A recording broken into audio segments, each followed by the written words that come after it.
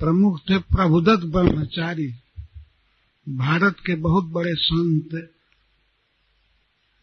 जिनका आश्रम वृंदावन में है। वे प्रभुदत्त ब्रह्मचारी नायक थे उसके, उस पद यात्रा के। तो जब प्रयागराज में यात्रा पहुंची तो वहां भरद्वाज आश्रम में सभी यात्री रुके। भरद्वाज आश्रम आज भी है प्रयाग में। तो स्थान के लिए बहुत धक्का होने लगा, आसन डालने के लिए साधु लोग धक्का करने लगे। सब रूम भर गए और जमीन भी सब भर गया। भोजन के लिए बहुत धक्का हुआ। तो भोजन करने में एक और दृश्य हुआ कि जब भोजन परस दिया गया, प्रसाद परस दिया गया, तो जय बोलने में 1.5 घंटा लगा। जैसे भगवान राम की जय, कनक भवन की जय, हनुमान गढ़ी की जय, ये सब। और इसके बाद वृंदावन के तरफ चले। वृंदावन में गोवर्धन की जय, और गोवर्धन में यह कुंड, वह कुंड, यह सरोवर। फिर वृंदावन, बरसाने, सबकी जय बोला जा रहा था। साधु समाज में यह प्रचलन है, बहुत धैर्य रह करके भगवान के नाम, भगवान के धाम और गुण को ग्लोरीफाई करते हैं, जय बोलते हैं। तो सब भूखे साधु थे। अब जय जब बोलने लगे, जय बोला जा रहा था, तो कुछ लोग खाना चालू कर दिए।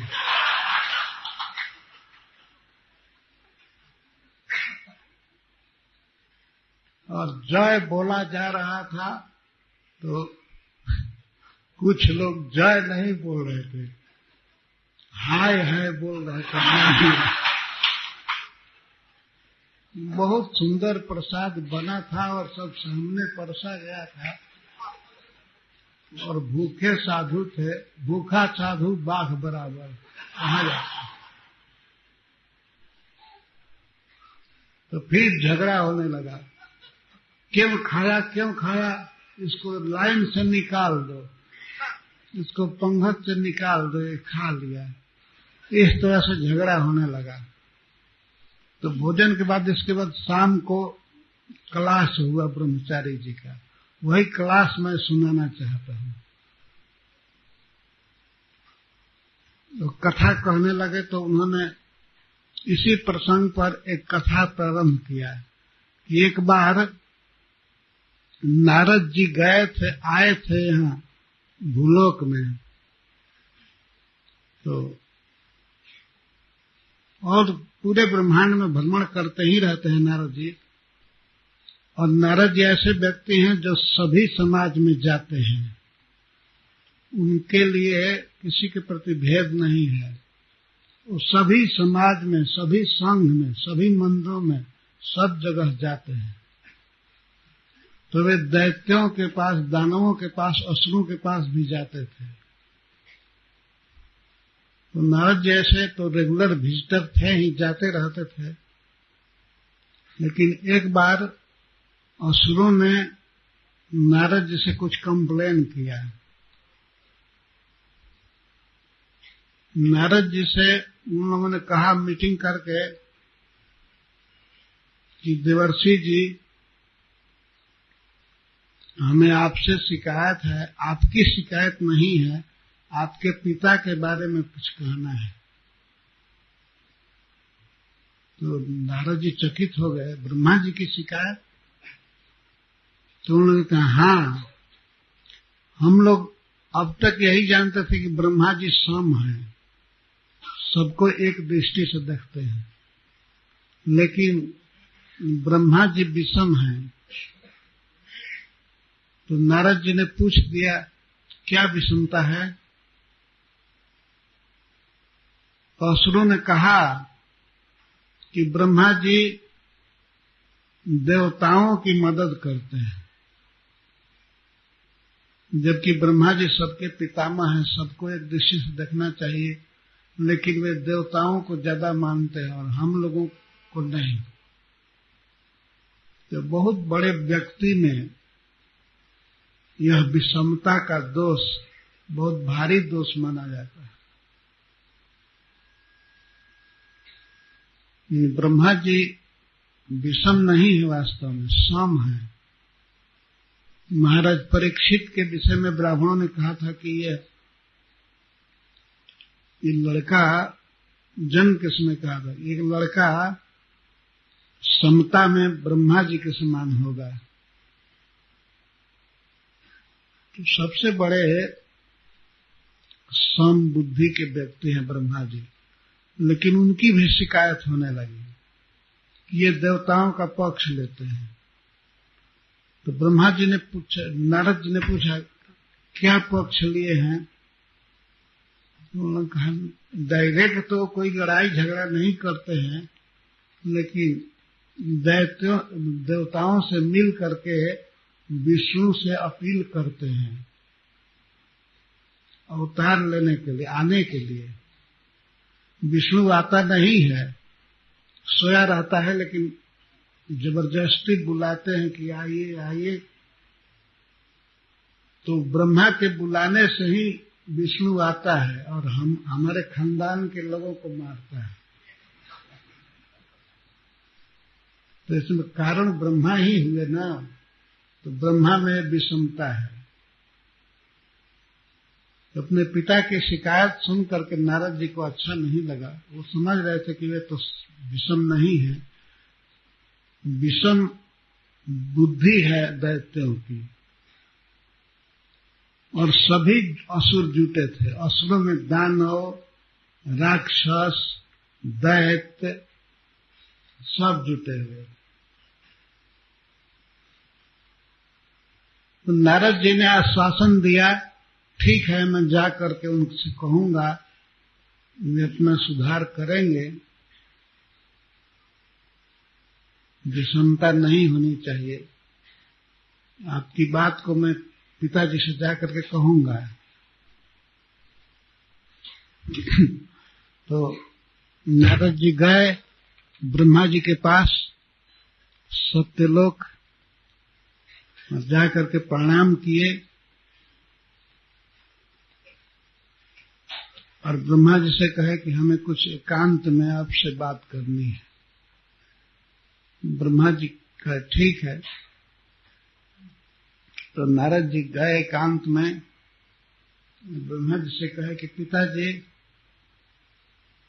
हम जानते हैं कि आप सम हैं, देवता दानव सबको सम भाव से देखते हैं, लेकिन फिर भी दैत्यों में, राक्षसों में आपके प्रति दुर्भाव बढ़ रहा है। जहां गया वहां वे लोग बताए कि ब्रह्मा जी का स्वभाव बदल गया, ब्रह्मा जी देवताओं का पक्ष ले रहे हैं। मेरी कोई शिकायत नहीं है, लेकिन वे लोग ऐसा कह रहे थे तो मैं उनकी बात आपको सुना दिया। तो ब्रह्मा जी कहे ठीक है, कोई चिंता की बात नहीं है, मैं अपने लोक में बुलाऊंगा सबको, और तुम निमंत्रण दे दो। तुम जाते ही रहते हो, तो सबको निमंत्रण दे दो। हमारे यहाँ इस अमुक तिथि को बहुत बड़ा फीस्ट होगा, बहुत बड़ा भंडारा होगा। तो दैत्यों को भी बुलाना और देवताओं को भी, सबको समान भाव से परोसा जाएगा, सबको दिया जाएगा। तो नारद जी पूरे ब्रह्मांड में सब जगह ये खबर फैला दिए कि सत्यलोक में ब्रह्मा जी के धाम में सुमेरु पर्वत के सातकौम्भी नगरी में ऑफिस में बहुत बड़ा भंडारा है। कि ब्रह्मा जी भंडारा कर रहे हैं तो कितना बड़ा भंडारा होगा। वो दैत्यों को निमंत्रित कर दिए, पूरा विधिवत इनविटेशन दे दिए और देवताओं को भी। ब्रह्मा जी ने नारद जी से कहा था कि मैं परीक्षा लूंगा धैर्य की, देवताओं की और दैत्यों की, लेकिन सबकी परीक्षा यहीं पर होगी। ब्रह्मचारी जी की याद करके मुझे हंसी छूट रही है। वो अद्भुत कथा कहते थे। तो जुटे सब देवता लोग आ गए, सब दैत्य लोग आ गए ब्रह्मा जी के लोक में। सबके लिए बहुत सुंदर आसन लगाया गया। 2 हाल था, प्रसादम हाल 2 था। ब्रह्मा जी ने विश्वकर्मा जी से सब कुछ बनवा दिया था और सबके लिए परोसा गया सोने की थाली और सोने की कटोरी गिलास सब। वहां तो वो नगर ही सोने का है ब्रह्मा जी का। सबको निमंत्रित किया गया था। ब्रह्मा जी के यहाँ क्लास कथा चल रही थी और कीर्तन चल रहा था। तो उसके बाद भोग लगा।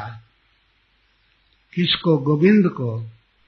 ब्रह्मा जी भगवान कृष्ण के भक्त हैं।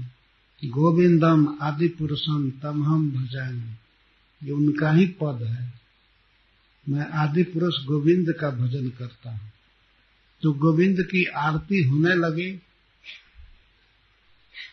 प्रसाद तैयार था, भोग लगा। दैत्य लोग कसमसा रहे थे, अरे कब प्रसाद होगा।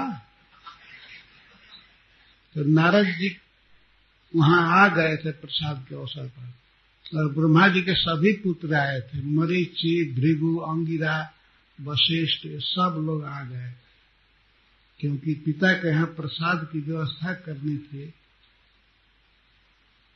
तो सब ब्रह्मा जी के पुत्र आए थे। ब्रह्मचारी पुत्र भी आए थे जिसमें नारद जी प्रधान थे।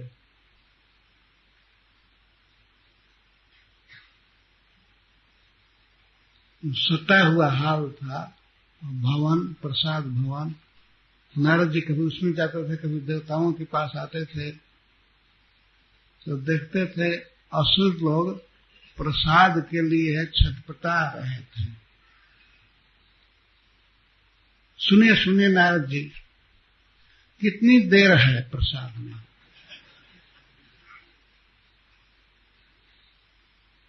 क्या हमको इसीलिए बुलाया गया था? क्या हमारे घर पर भोजन नहीं था? ये बुला करके ब्रह्मा मार दिया हम लोगों को। खूब ब्रह्मा जी के प्रति आक्रोश व्यक्त कर रहे थे। सब भोग अर्पित हो गया, आरती हो गई और तब इसके बाद प्रसाद आया। प्रसाद परोस करके जय बोलना चालू हुआ। तो नारद जी ने संक्षेप में बोला, केवल 2-4 बात, बस ठीक है। तो खाने के लिए कहा तो परीक्षा लेना था।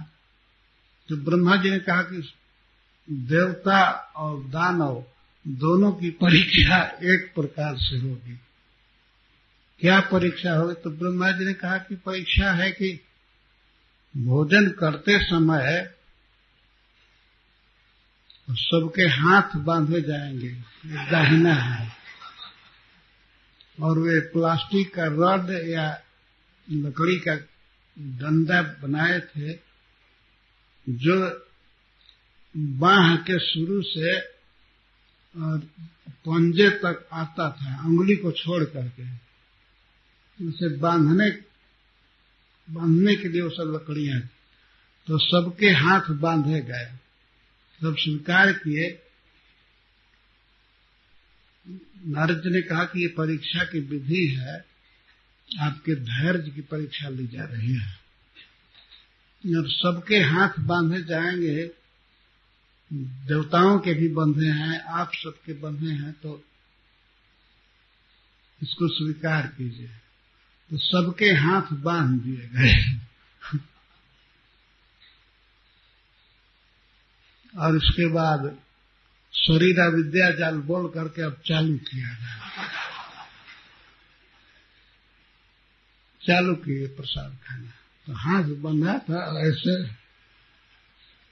दैत्य लोग अब खाए कैसे, वो उठाते थे कोई चीज, जैसे मान लीजिए खीर बना है, खीर उठा रहे हैं, ऐसे लेकर के ऊपर छड़ गिरा दिया। कोई न तो पूरी मुंह में जा रहे थे न कुछ, वो हाथ इतना दूर आता था तो ऐसे कैसे मुख में आता ही नहीं था।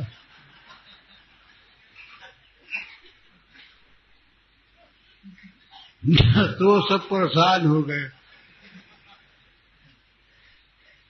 और ब्रह्मा जी पर दोष देते थे, ये कोई खिलाने की विधि है, ऐसे कैसे हम खाएंगे। और गिलास उठाकर पानी पीने चाहे तो इधर गिरे उधर गिरे, शरीर से बाहर जा रहा था, कोई सामान कैसे मुंह में आ गए, हाथ तो कड़ा था, कोई चीज मुख में नहीं आया। सब खाने का प्रयास कर रहा है, हवन करने जैसा।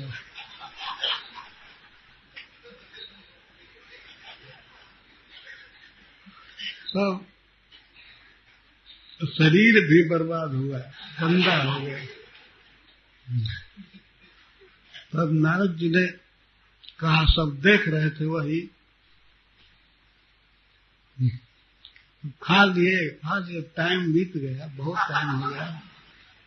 तो इसके बाद निताई गौर हरि बोल बोलना था, जो कुछ भी बोला गया ठीक है, प्रसाद हो गया। और देवताओं के पास क्या हुआ, देवता लोगों में स्वभाव है, वे एक दूसरे को खिलाते हैं, पहले दूसरे को खिला करके तब खाएंगे, ऐसी उनकी बुद्धि है। तो उनका हाथ बंधा था, तो सामने बैठे थे और भोजन को लेकर के दूसरे के मुख में ऐसे डाल दे, खिला। हाथ टाइट होते हुए भी वो भोजन दूसरे को खिला देते थे और वो उनको खिला दे, इस तरह परस्पर लोग खा ली, खूब आनंद में सभी प्रसाद खा लिए। और दैत्य लोग खाए नहीं, उल्टे और अब जा करके कपड़ा साफ करेंगे, कुर्ता साफ करेंगे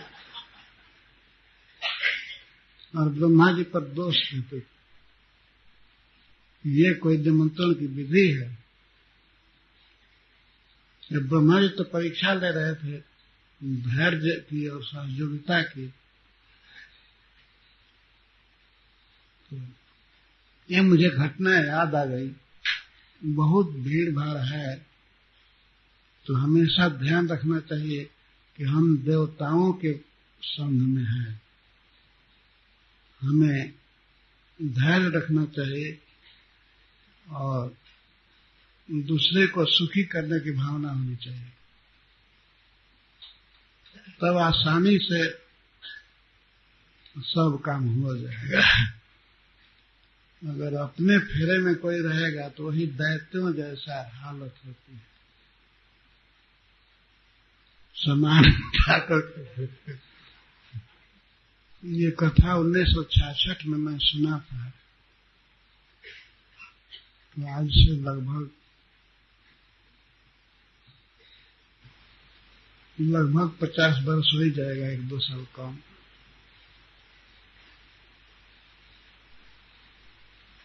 श्याम सुंदर दास भी थे उस यात्रा में। आपको याद आ रही है कि नहीं कथा? ब्रह्मचारी जी कथा कहते थे तो कथा में शुरू से अंत तक हंसाते ही जाते थे। तो विषमता वास्तव में व्यक्ति की बुद्धि में है, भगवान में नहीं है, ब्रह्मा जी में नहीं है। तो अब प्रसंग पर आइए।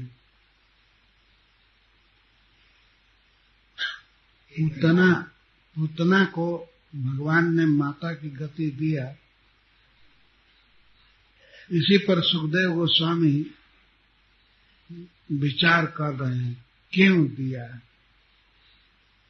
पूतना को गोलोक वृंदावन में माता जसोदा के समान पद मिला, क्यों? तो इसका उत्तर देते हैं, पदभ्याम भक्त हृदयस्थिभ्याम वंद्याभ्याम लोक वंदित अंगम जस्या समाक्रम्य भगवान अपिवत अस्तम।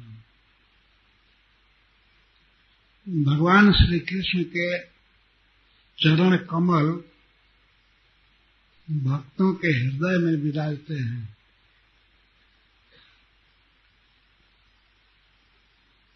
भक्तजन भगवान के जुगल चरणारविंद को हृदय में देखते रहते हैं और वहीं सेवा करते रहते हैं, मानसिक सेवा। अपने हृदय को एक कमल की तरह देखते हैं, कमल कोश के समान, बहुत सुंदर, और उस पर भगवान के चरण कमल विराजते हैं। भक्त हृदयस्थाभ्याम, हृदय स्थित, हृदय में रहते हैं भगवान के चरण कमल भक्तों के। इसका अर्थ है कि भक्तजन भगवान के चरण को हृदय में रखते हैं, परंतु उनको ऐसा सुयोग नहीं मिल पाता है कि वे प्रकट सहलाएं चरण कमल को, या चरण कमल को दबाएं, पाद संवाहन करें, सेव्य बना करके विविध तरह से सेवा करें, चरण कमल में चंदन लगाएं, डायरेक्ट फूल अर्पण करें, ऐसा अवसर नहीं मिलता है। केवल हृदय में ध्यान करते हैं।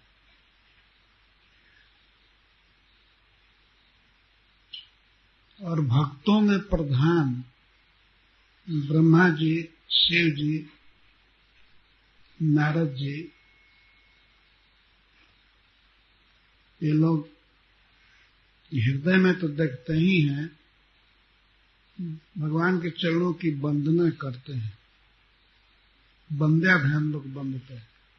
शिव जी, ब्रह्मा जी, इन सबकी वंदना सारा लोक करता है। तीनों लोक में जितने जीव हैं, देवता, मनुष्य, दानव, दैत्य, ये सभी वंदना करते हैं, पूजा करते हैं शिव जी की, ब्रह्मा जी की, नारद जी की। और ऐसे महान लोग भगवान के चरण कमल की वंदना करते हैं। जिनकी वंदना सारी दुनिया करती है, वे लोग भगवान कृष्ण के चरणों की पूजा करते हैं, वंदना करते हैं। उनको डायरेक्ट चरण कमल मिल नहीं पाता है, तो मन में याद करके, और भगवान किस दिशा में हैं उसकी याद करके प्रणाम करते हैं। याद करते हैं कि श्री कृष्ण गोचारण के लिए गए हैं, गोवर्धन पर्वत के ऊपर खड़े हैं, ये कहीं हैं, नंद बाबा की गोद में हैं, सखाओं के साथ हैं। इसकी याद करके और बहुत दूर से केवल नमस्कार करते हैं। कोई कैलाश से, कोई सत्यलोक से, कोई कहीं से, बहुत भक्त हैं और जिनकी वंदना सारी दुनिया करती है, पूजा करती है। वे लोग भगवान के चरण कमल की याद करते हैं, प्रणाम करते हैं, और उनको भी भगवान का चरण देखने को नहीं मिलता है, केवल स्मरण करते हैं, याद करते हैं और दूर से ही दंडवत करते हैं। ऐसे दुर्लभ चरण कमल हैं भगवान के। तो श्रील सुखदेव गोस्वामी कहते हैं, ऐसे दुर्लभ चरणों से, पद्भ्याम, दोनों चरणों से पूतना के शरीर को दबा करके सम्यक आक्रम्य, सम्यक दबाए थे। केवल हल्का टच मात्र नहीं किए थे, केवल किंचित स्पर्श नहीं किए थे। और बड़े बड़े देवताओं को, भक्तों को भगवान का चरण कमल देखने को नहीं मिलता है, सेवा करने को नहीं मिलता, केवल स्मरण करते हैं। और उन्हीं दोनों चरणों से भगवान ने पूतना के शरीर को सम्यक दबाया, सम्यक आक्रम्य, समाक्रम्य, खूब दबा करके हाथ से, पैर से और चिपक करके उसके शरीर में। और भगवान अपिबत स्तनम, उसका स्तन पिए। जो चरण कमल या शरीर भगवान का इतना दुर्लभ है, बड़े बड़े महान लोग केवल स्मरण मात्र करते हैं, दर्शन दुर्लभ है। उन चरण कमलों से भगवान पूतना के शरीर को अच्छी तरह से दबाए। वो पूतना उनको नहीं पकड़ी थी, पूतना को कृष्ण पकड़े थे। अंगम जस्या समाक्रम्य, अंगम मतलब शरीर, जिसके शरीर को, जस्या जिसके, पूतना के, अंगम समाक्रम्य, अंग को, शरीर को आक्रमित करके, पकड़ करके, दबा करके, और भगवान स्तनम अपिबत, स्तन पिए। तो भगवान कृष्ण का होठ लगा था उसके शरीर पर, मुख लगा था, हाथ लगा था, और सारा शरीर सटा हुआ था। वो कृष्ण को फेंकना चाहती थी कि कहां से खतरनाक बच्चा उठा लिया, वो गोद से हटाना चाहती थी। इतना ही नहीं, वो हाथ से मारती भी थी, तो मारने की शक्ति नहीं थी, लेकिन कृष्ण को मारना चाहते थे कि अभी भी तंग होकर के छोड़ दे। लेकिन कृष्ण ऐसा पकड़े थे, समाक्रम्य, ऐसे दबाए थे शरीर को, छोड़े नहीं, दूध पिए। भगवान स्तन पिए। अतः जातु धानी अपि व राक्षसी भी, जातु धानी अपि, सा वह राक्षसी जिसके विषय में पहले कहा जा चुका है तो बच्चों की हत्यारणी थी, मीट खाती थी और ब्लड पीती थी।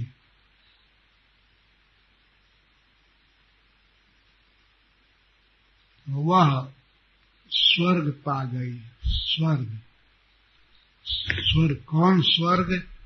जननी गति स्वर्ग। साधारण ये लोग भौतिक जगत में नहीं, स्वर्ग का अर्थ है भगवत धाम। गोलोक धाम पा गए,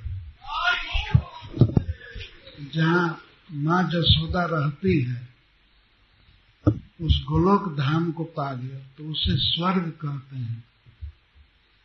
स्वर्ग का अर्थ है परम सुख अनुभव का स्थान, जहाँ परम सुख का अनुभव होता है, दिव्य सुख, उसको स्वर्ग कहते हैं। परम सुख का अनुभव होता है भगवान के साथ रहने पर, भगवान की सेवा करने पर,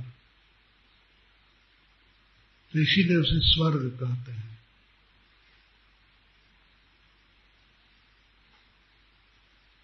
इस प्राकृत स्वर्ग में वह सुख नहीं है।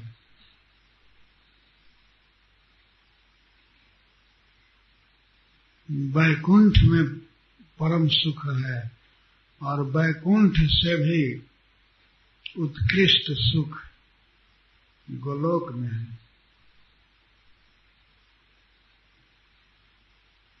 तो उस परम सुखमय स्थान में माँ जसोदा की गति को पुत्र ने प्राप्त किया। क्यों प्राप्त किया, इसका उत्तर हुआ कि इसलिए उसके शरीर को दबा करके भगवान ने उसका स्तन किया था। वे चिपक गए थे, उससे छूट नहीं रहे थे। तो जिनके शरीर का एक अंग भी केवल स्मरण में आ जाता है तो जीव इतना पवित्र हो जाता है। और सारा शरीर चिपका हुआ है, चरण चिपका है, हाथ चिपका है, और भगवान दूध पी रहे हैं।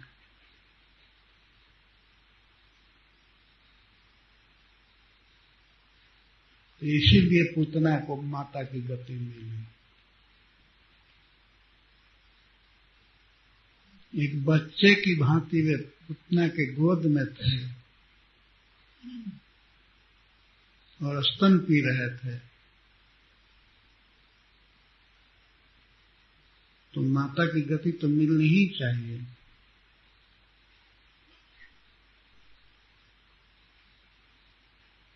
सुखदेव जी कहते हैं, सा जातु धानी, वह राक्षसी।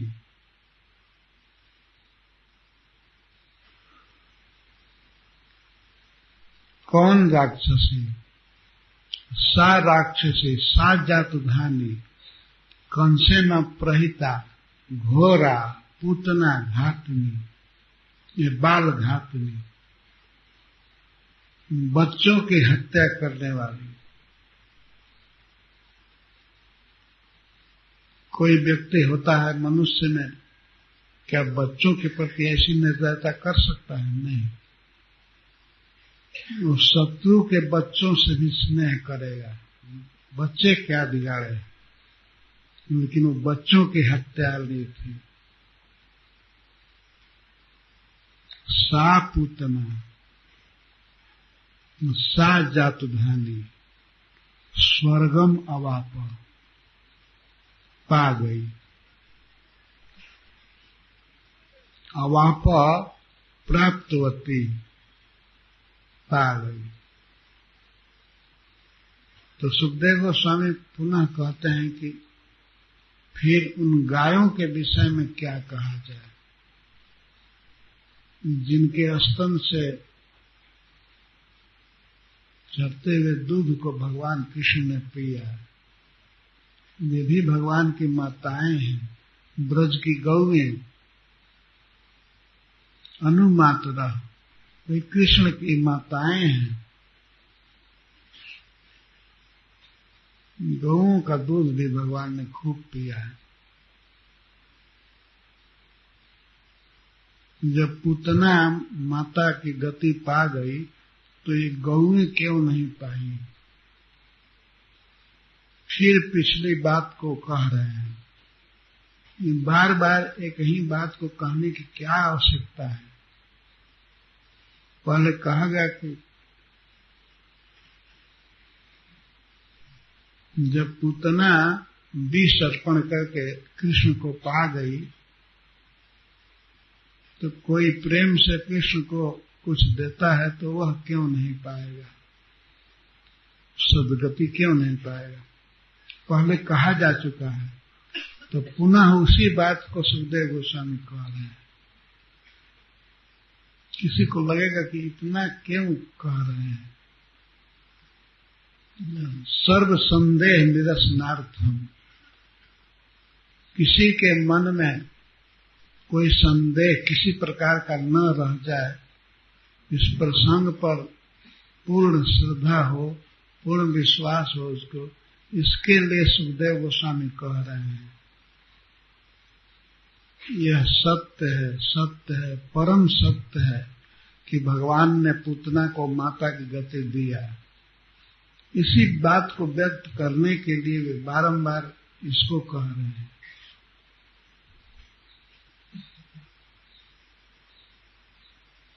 अपने गोलोक धाम में माता की गति भगवान ने दिया, धात्री गति।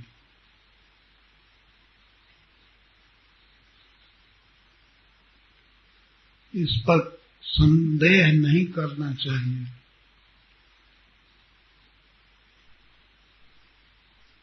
ये परम सत्य है।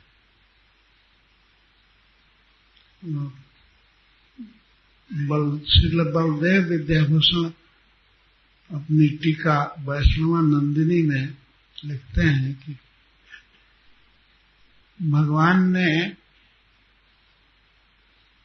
अपनी पहली लीला में पूतना का उद्धार किया और उसे माता की गति दिया। वे इस तरह से वैष्णवों को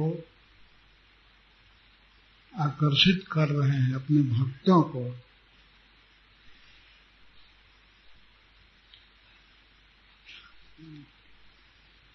भक्तों में तृष्णा बढ़ जाती है, ये लालसा बढ़ जाती है कि मैं भी गोलोक में भगवान की लीला में धात्री बनूंगा, की सेवा करूंगा। और ये प्राप्त होगा निश्चित।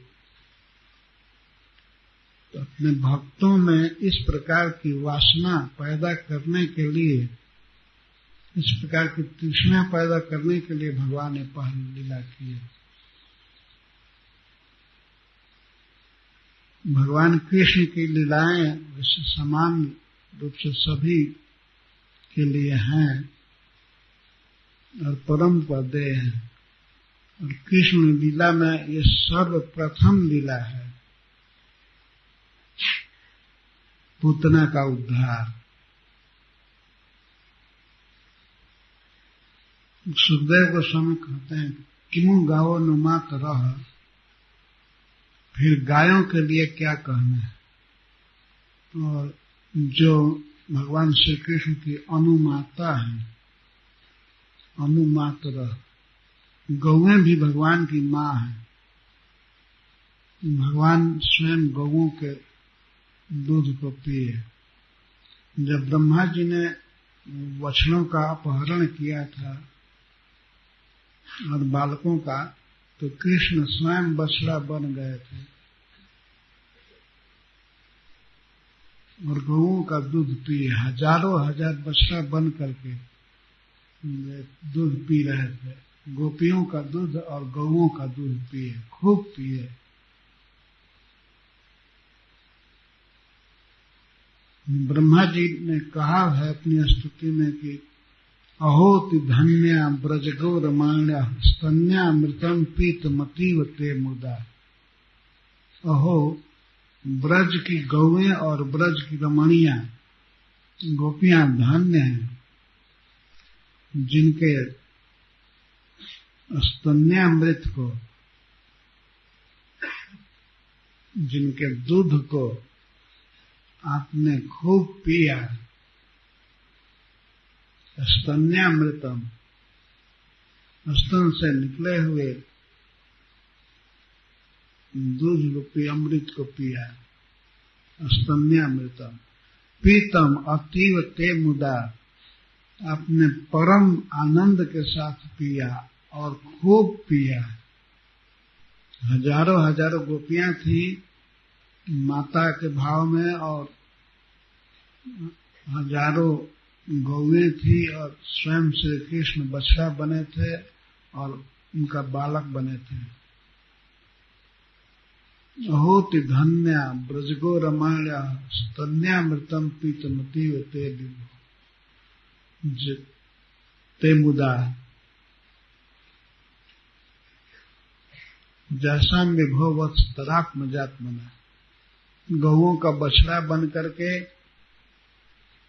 और गोपियों का पुत्र बन करके आपने उनका स्तन पिया। जिनको आज तक बड़े बड़े यज्ञ तृप्त नहीं कर पाए।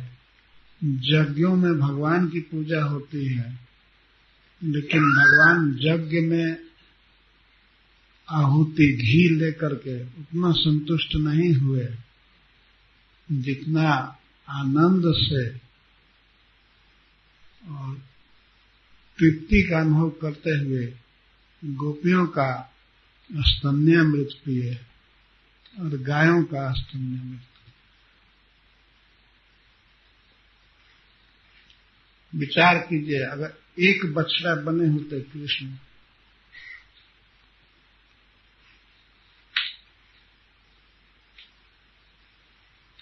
तो कहा जाता भाई पेट नहीं भरा, आनंद नहीं आया। वही कृष्ण, सेम कृष्ण, हजारों बच्चा बने हुए हैं, हजारों बालक और हजारों माताओं का स्तन पी रहे हैं, और हजारों गायों का दूध पी रहे हैं बछड़ा बन करके। खूब पिया भगवान ने।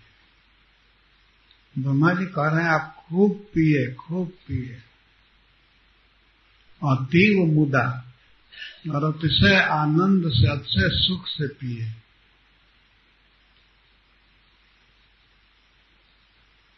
एक बार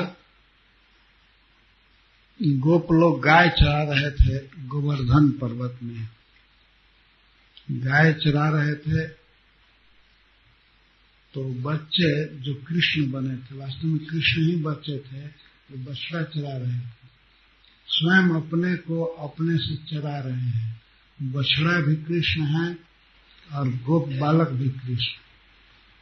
तो वे बच्चे बछड़ों को लेकर के गोवर्धन पर्वत के निकट चले गए चराते हुए।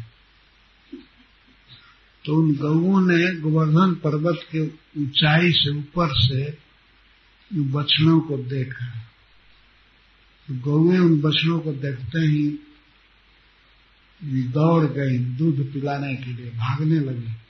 और सब गोप लोग बहुत कोशिश कर रहे थे कि गौओं को रोकें, लेकिन वे रुकी नहीं। विशाल पर्वत से बड़ी बड़ी चट्टानों पर उछल उछल कर कूदती हुई ये भाग गई, नीचे आ गई।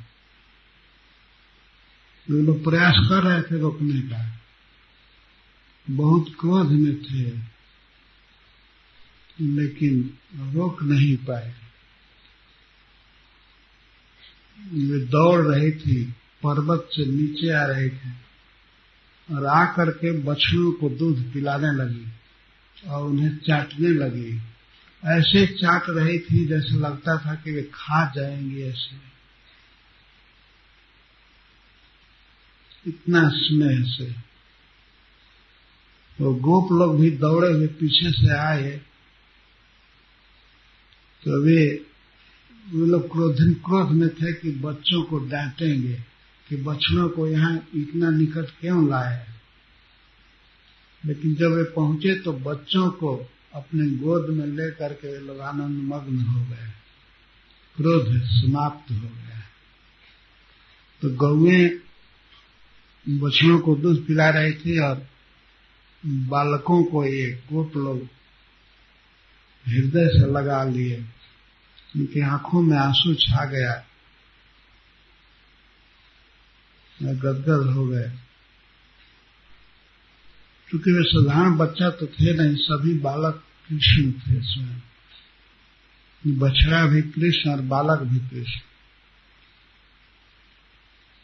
तो इस तरह प्रतिदिन वे शाम को अपने से अपने को हाँकते हुए आते थे ब्रज में और सवेरे वन में जाते थे।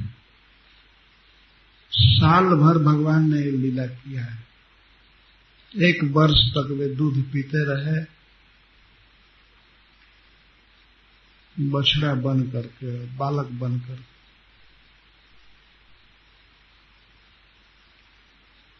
ब्रह्मा जी मुग्ध होकर कह रहे हैं कि बहुत पिया आपने, हद पिया।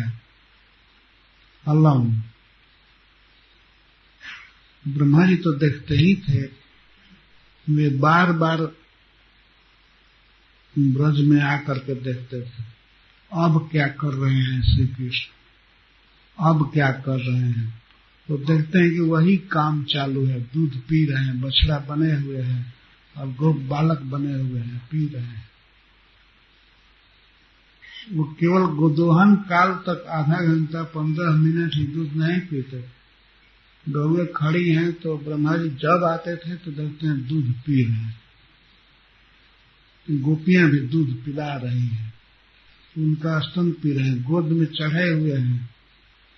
तो दूध है, अभी कम होने वाला नहीं था, अप्राकृतिक जगत का दूध, अप्राकृतिक स्नेह। जब दूध कम नहीं होता था पीते ही रहते थे। तो ब्रह्मा जी कहते हैं कि बहुत धन्य धन्य है ये ब्रज की गौएं और ब्रज की गोपियां, जिनके वक्षस्थल के दुग्ध अमृत को आपने पिया और खूब पिया।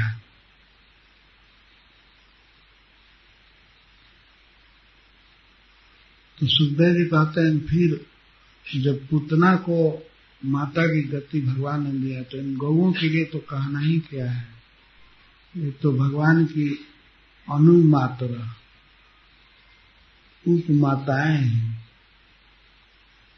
देवकी, रोहिणी और जसोदा की तरह ये भी माताएं हैं।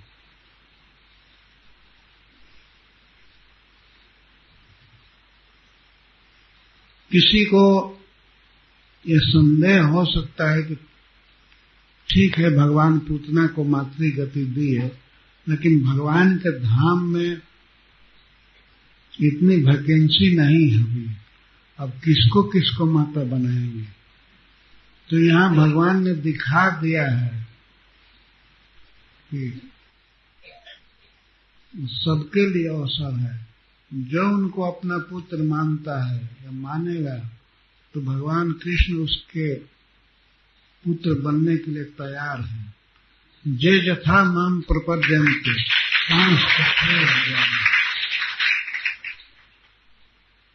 जिस भाव से भक्त मुझे भजता है मैं उसी भाव से प्रतिदान करता हूं। केवल जीवों की तरफ से कमी है कि कृष्ण को हम क्या मानते हैं।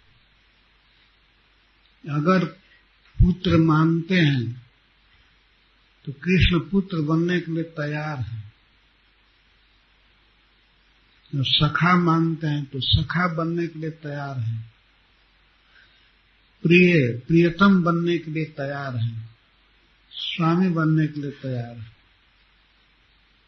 लेकिन कमी हमारी है, हम मानते नहीं हैं।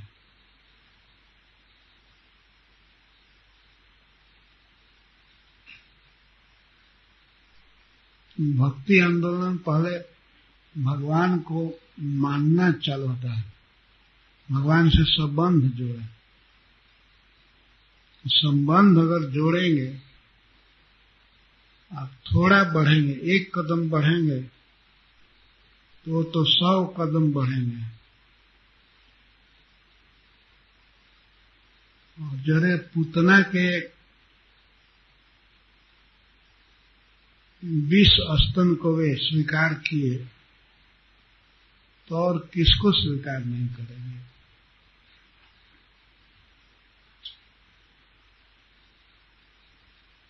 अपनी कमी को दूर करना चाहिए। बहुत अच्छा अवसर है, बहुत सुंदर देश ब्रज प्रदेश और सुंदर काल, कार्तिक का महीना है। भगवान के धाम से संपर्क जुटा है, तो सबसे पहला संपर्क तो धाम से ही है, ये जहाँ रहते हैं। और ये सब लीलाएं ये सार्वकालिक हैं, सब समय के लिए हैं। ये गौओं का दूध पीना, गोपियों का दूध पीना, यह नित्य लीला है, आज भी है, आज भी कृष्ण है, कृष्ण की लीलाएं हैं। ये बहुत सुंदर सुयोग मिलता है कृष्ण के भक्तों के साथ रहने का, उनके साथ चलने का, कृष्ण की भूमि में। और जगह जगह ये वर्णन होगा, कृष्ण यहाँ यह लीला किए, यहाँ यह लीला किए, कृष्ण यहाँ आग पिए, कृष्ण यहाँ मटका फोड़े, बदमाशी किए तो उनको बांधा गया। जो सारे जगत के बंधन को खोल देते हैं, मुक्ति देते हैं, उन भगवान को यहाँ बंधन में रखा गया है। भिन्न भिन्न स्थानों में सब लीलाएं होंगी।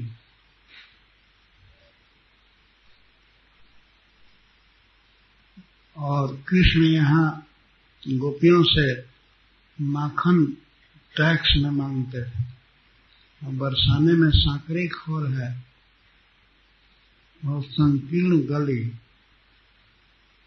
पर्वत में है, आज भी है। तो वहाँ श्री कृष्ण दूध, माखन और दही मांगते हैं। यानी मांगते ही नहीं देने पर छीनते हैं। अपने साथ सखाओं का दल लेकर के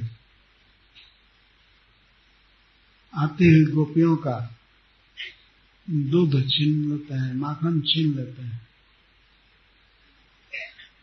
रोज शिकायत होती है, लेकिन फिर भी रोज ही छीना झपटी होती है।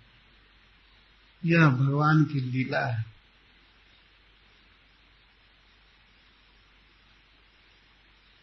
और 84 कोस ब्रज में अनेक वन हैं, अनेक सरोवर हैं। भिन्न भिन्न सरोवरों का जल आपको मिलेगा आचमन करने के लिए, सिर पर डालने के लिए, और इस अधम शरीर को नहलाने के लिए भी।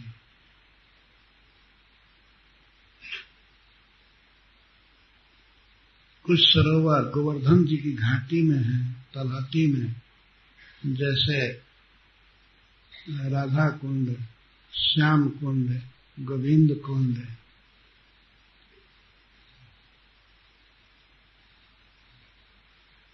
इन सब का दर्शन करेंगे।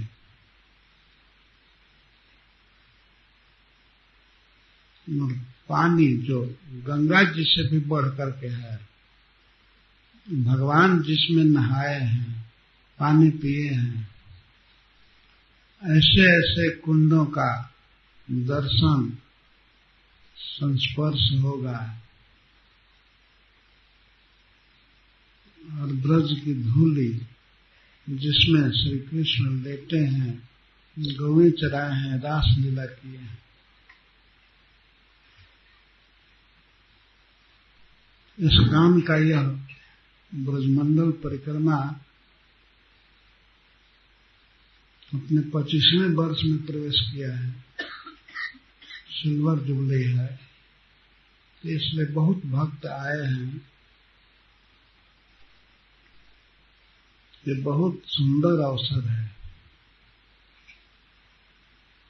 कृष्ण भक्तों के साथ चलना अपने आप में यह बहुत बड़ा सौभाग्य है।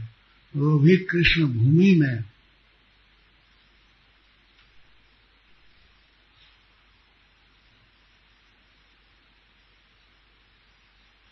और कृष्ण की लीलाओं का आस्वादन, बीच बीच में भक्त लोग कराते रहेंगे। ये बहुत अच्छा अवसर है कृष्ण को समझने का और कृष्ण से प्रेम बढ़ाने का। ठीक है, हरे कृष्ण। जय श्रील प्रभुपाद।